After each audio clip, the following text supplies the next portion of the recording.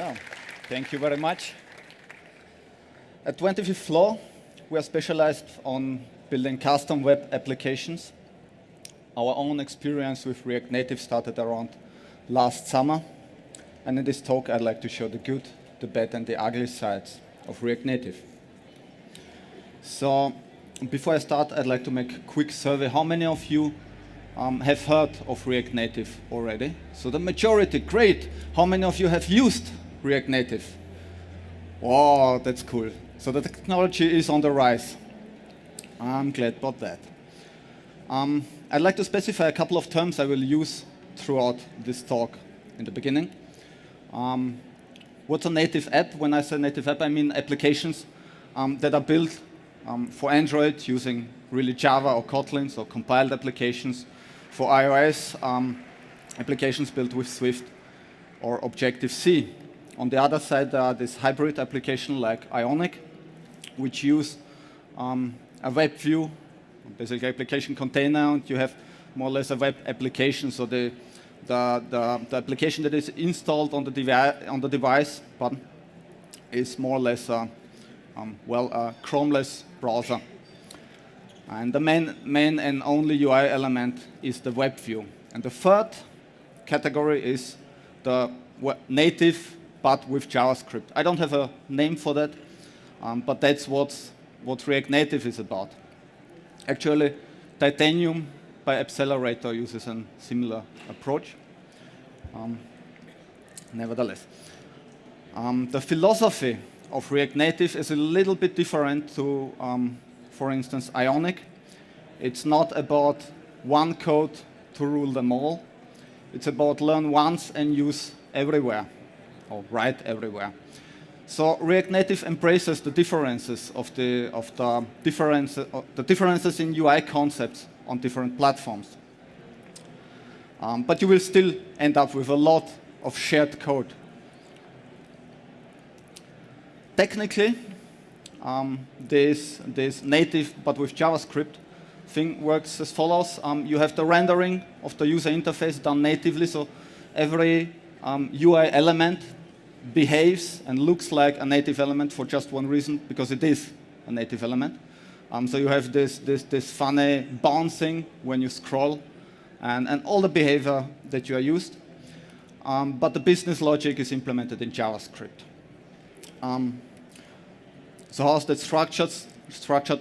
There is a main thread in the application that is responsible for the rendering of the user interface, and a background thread running a JavaScript interpreter who's executing your logic. The main thread delivers guaranteed 60 frames per second, so you have really the smooth behavior, and the background thread does all the heavy lifting, the side effects, can block from time to time.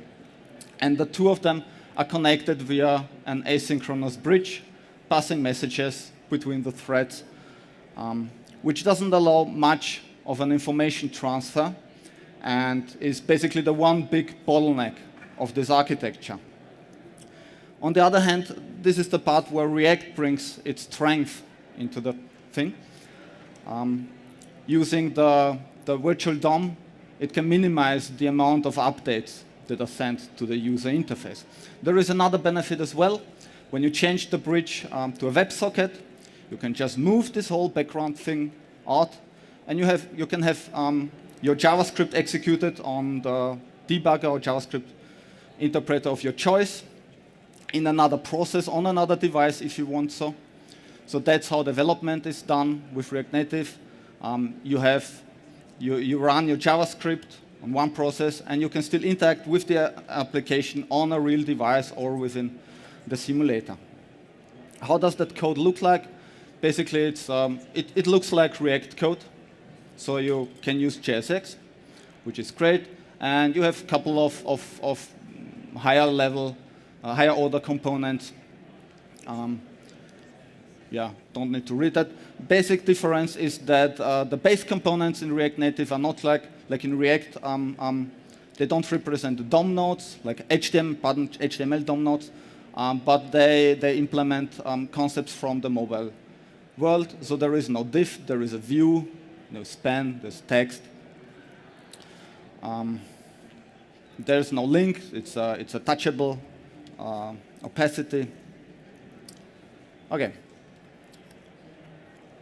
Platform specifics. When you need to, what I said, React Native embraces the differences in the user interface concepts. So there are needs, from time to time, there is the need to deviate in the implementation of certain parts of your application, and you can do that in two ways, either on the file level, so you just suffix the files with a proper implementation and require the component just by name, and depending on the system the application runs, the proper implementation will be taken. Or you can do it at runtime using the platform API for minor differences like some different padding or some different stylings. Okay. So that was just a real quick overview. What are the advantages of this system, especially over the hybrid and traditional native approach? First of all, you gain really insanely fast development, in my opinion, actually. But it is, if you compare it to the classic native approach, you have actually no compilations. You have to compile it once, the first time, but then it's it, just bundling the JavaScript. So when you want to know how does, I don't know, that list look like with some other margins, just change the code, reload the application, it's there. Or you can skip the reloading, just activate hot reloading, can hot reload just the same way React does, simple single components, whole modules, even the whole application state can be hot reloaded. So you make a change in the code, and the application that runs is just up to date the very next moment. And you are free to focus on implementing your features.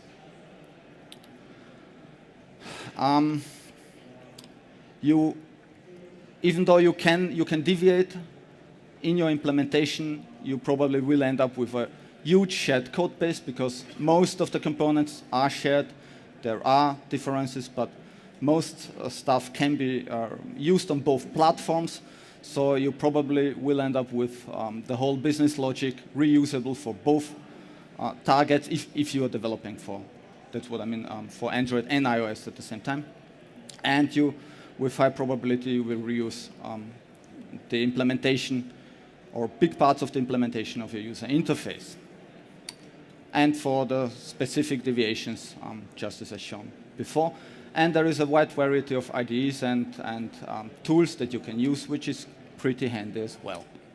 In my personal opinion, using React itself is an advantage as well. I think the paradigms, the JSX, even the data flow, all those make the development much faster. From my point of view, even much more fun. I think it adds greatly to readability, to the maintainability of the code, and it's much easier to debug. And from a project management point of view, it might be easier, especially compared to the native approach, not with the hybrid application. I think it's easier to find a couple of JavaScript developers than an iOS team and an Android team. But finding good people is difficult anyway. There are situations where you end up with not being able to implement a certain feature just using JavaScript. This is because of this bridge limitations.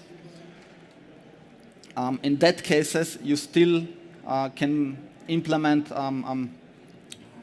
it on the native part. So it's pretty easy to bridge over to native components, basically. And the other side of integration is when you have, like Runtastic, for instance, when you already have your applications built natively, you still can integrate parts of it written in React Native. Runtastic has done that with just, I think it's one view, a list of stuff. Airbnb used the same approach, Facebook as well. So the door is always open in both directions. There is no lock-in into React Native.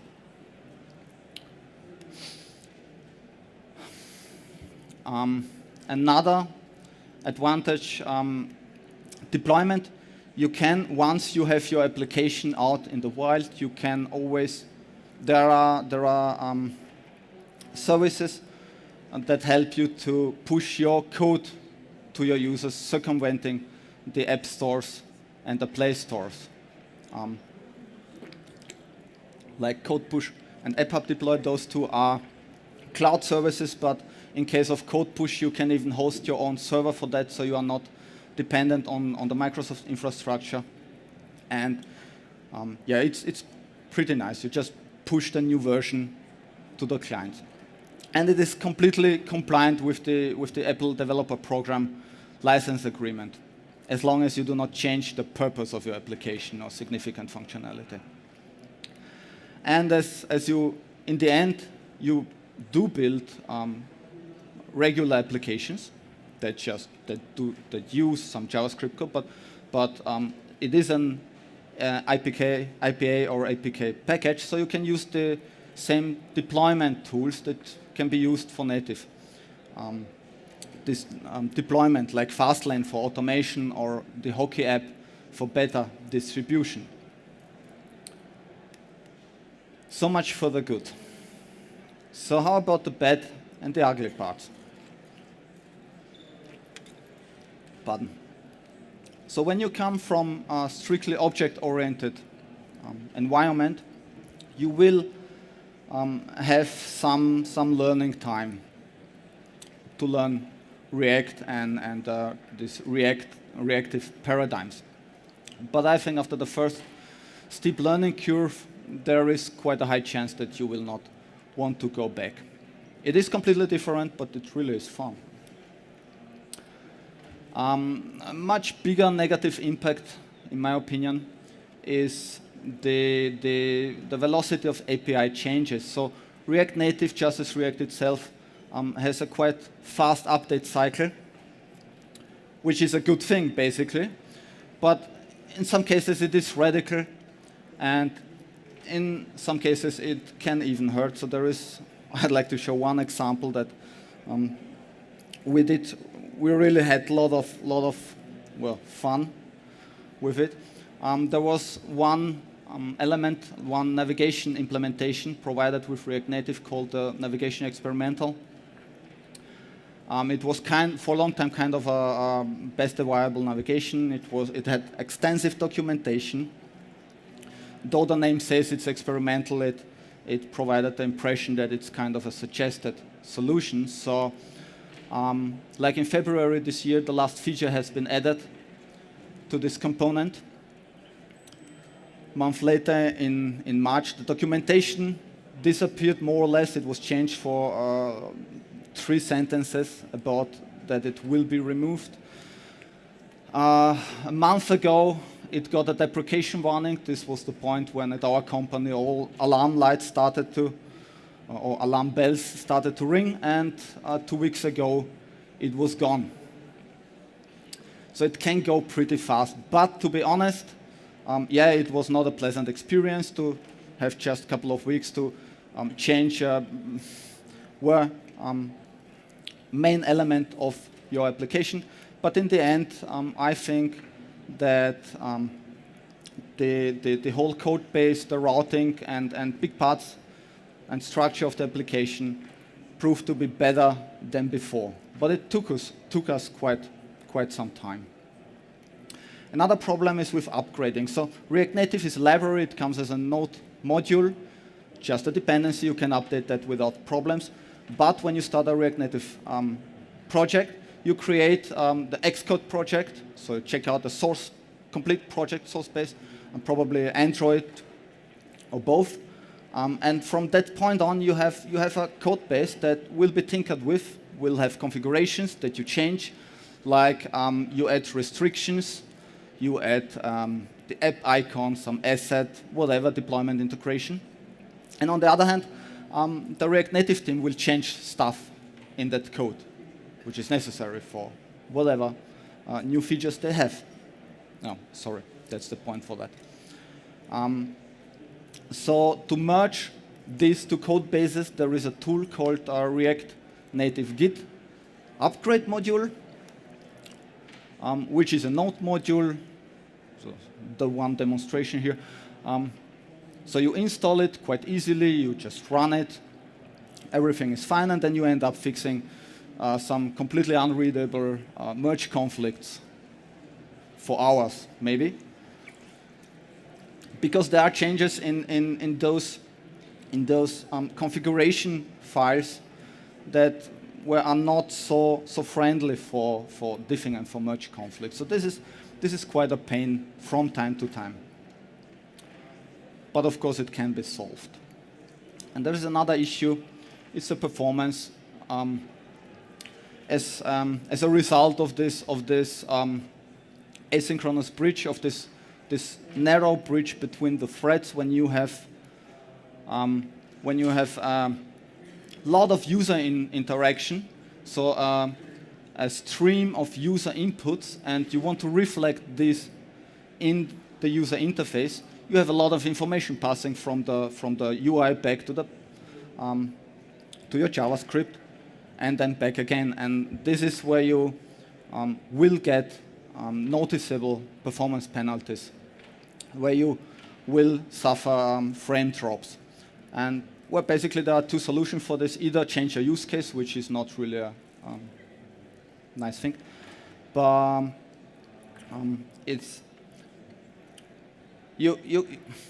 there is an API actually for parts of this problem that moves the calculation of these changes into the main thread. But basically, the solution is to implement this part that handles the user input and transforms it into some effects on the user interface. Move this part into the native part of your application. So get rid of the bridge in this case. That's the only really working solution. Talking about experiences, I'd like to mention some unsatisfying issues that we came across. One is the navigation. One thing was to quickly replace the navigation. The others we found, I don't know, maybe there are more, but there are basically, I've seen 3 viable components for navigation. All of them have native parts. All of them have some functionality missing, and all of them have really quick API changes. So the Airbnb implementation is they say it is better, and they do not use it in their own application, but the other 2 behave as better as well. So it's really difficult to use those. They change quite quickly.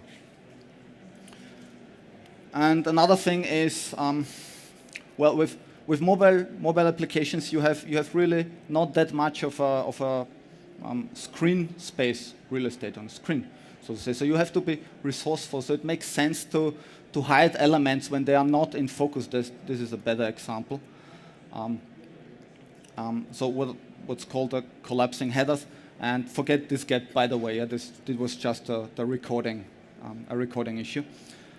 The point is, like for this situation, there is no satisfying solution there as yet, and where I personally I think it's quite an important problem to solve. And this is just one of these cases where you better move to the native side, because it has to react to your directly to your interaction, and better be integrated with the navigation, to be honest. Okay, so much to the ugly side. Just a few words about nice and funny tools that evolved around React Native. About remote building, there is, have you heard about Expo? There are so many people who know React Native. Okay, much fewer. So Expo is, there is a client for quite some time there that the idea is quite funny. They offer a client application, just an application you can download from the App Store, and this application can play React Native code for you. There is whole infrastructure where you submit your code base, and you can search for applications, just like download them and execute them in the Expo client. So it's like a web browser for applications. which is really neat because you do not need to compile anything while you're developing. Of course, you cannot bring that out as a commercial product because you're logged in to this system, but you can eject your code as soon as you found out that, well, as soon as you want. And so there is a command for ejecting the code from Expo, which just changes your code base into a regular React Native project. And this is new, this came, I think, a couple of weeks ago. They offer a cloud build service. So you can submit your code to the cloud and then download the APK or IPA bundles and submit those to the store just as if you had built them by yourself. For just quickly trying out an idea or fooling around, they offer an online service where you can code online, just try the code. You have a live preview, drag and drop of components. Yeah, drag and drop. And you can just scan the QR code with your client, with your Expo client, and whoops, you have the app on your device. It's just a funny thing. It's kind of similar to what's CodePen and these systems. If you need to quickly build a really simple app, there is an app creator available, kind of, I don't know, I'd say it's kind of simple WordPress for apps.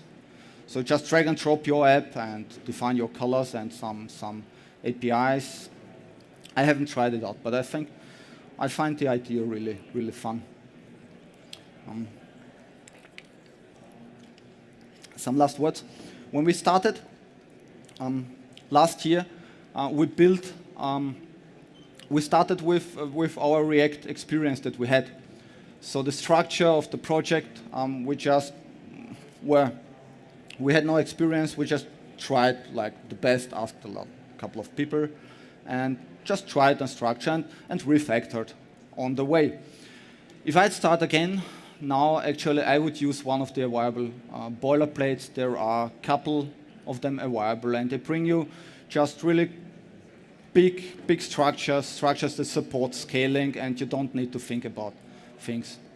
So out of the box projects that you just start and build your app on that.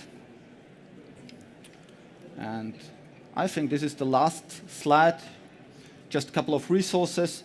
I definitely, so let's say then another way. The documentation, I think the documentation is quite good. It helps with starting with React Native. There is a huge part about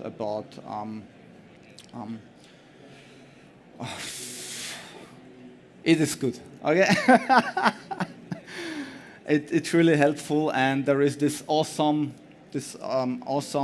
repository with like hundreds of resources, hundreds of links to all kind of resources on GitHub.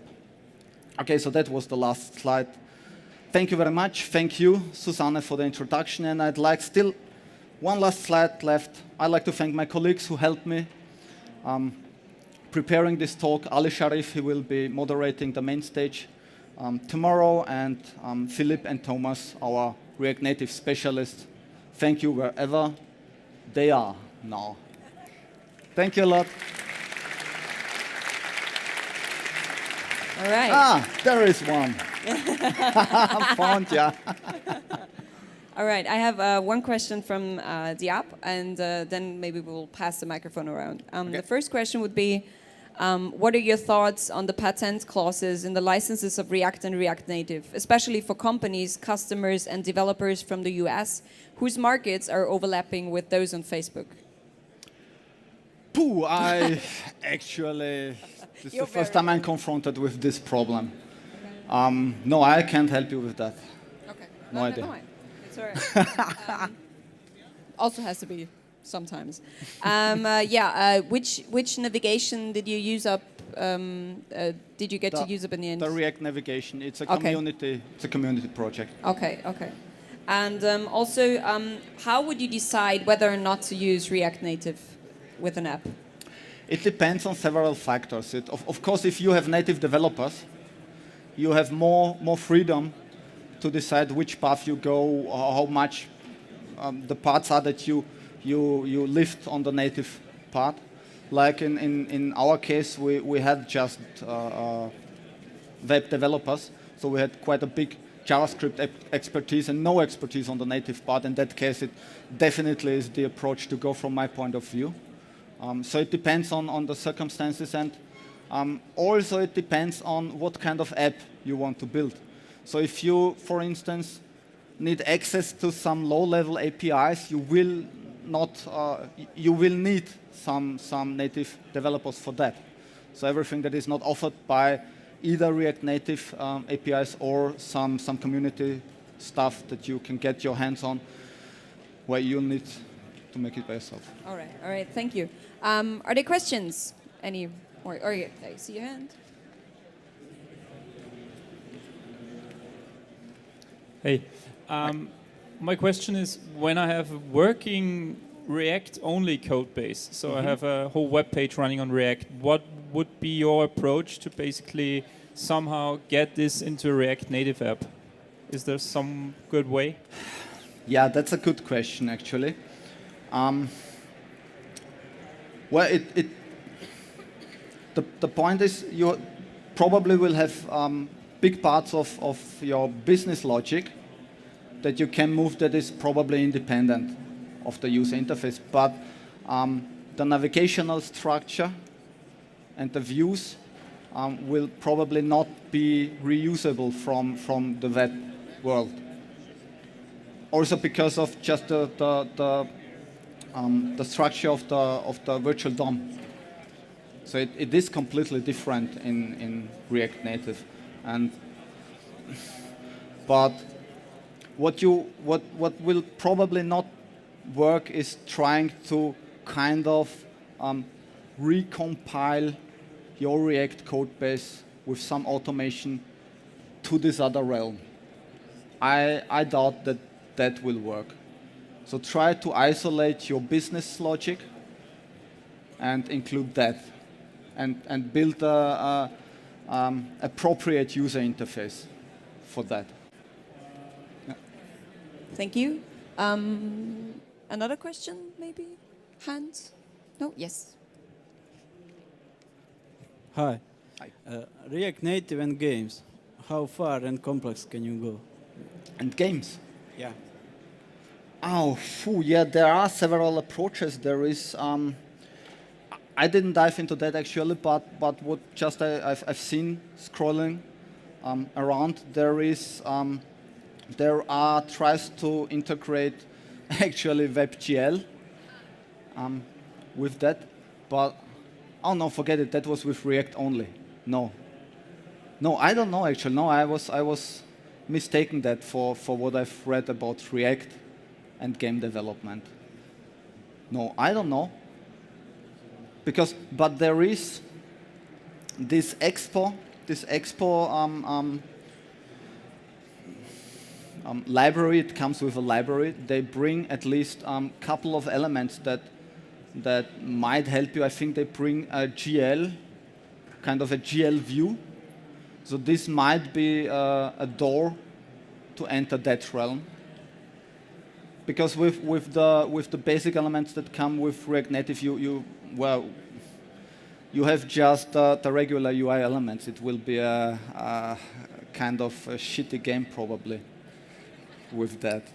So to get kind of nice graphics, there are at least, yeah, I think with the Expo library you get SVG support and you get GL support. So this way you could combine these worlds. Does it answer your question? Yeah, to some extent. Okay. Good enough. All right. Thank you, Robert, for your talk.